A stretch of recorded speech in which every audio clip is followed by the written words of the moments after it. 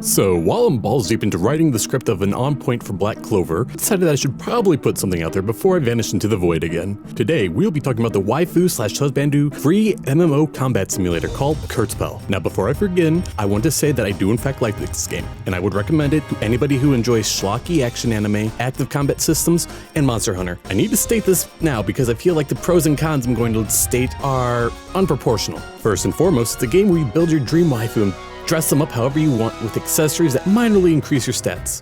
You want fox ears that increases your max mana?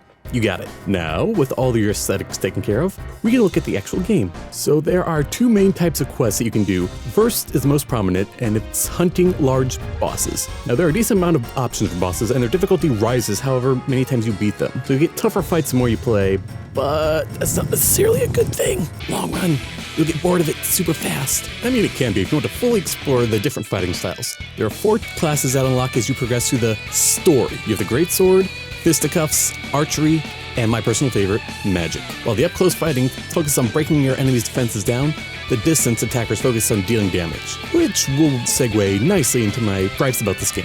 First and foremost, it's something obvious, but this isn't anything too special. Now let's look at a comparison between Kurtzpel and Monster Hunter. Your base fighting styles, going after the same beasties ad nausea, and terrible boss drops are really the same. But what makes Monster Hunter different, and I'm okay with it, because their bosses are only part of the experience.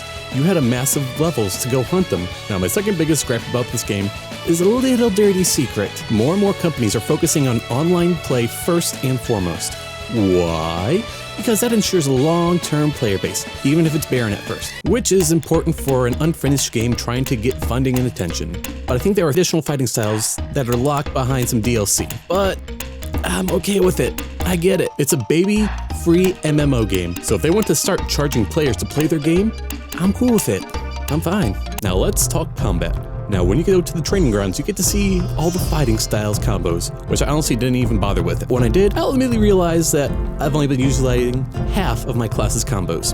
However, as a far better half, the charge combos aren't worth shit. You'll get hurt more than you'll hurt them. And when enemies can move so quick, there's no time to charge, so you should really just start mashing, which makes the whole combat system seem lacking or bland. That type of blandness you accept because it's not bad, but it's nothing substantial. Think of a nice gourmet burger with real meat, veggies, and sausage. Now picture a McDouble. McDouble in this case is Kurtzpel. It's not a real burger per se, but it still fills the appetite. It's a type of game where you'll say, well, I'll do one more mission.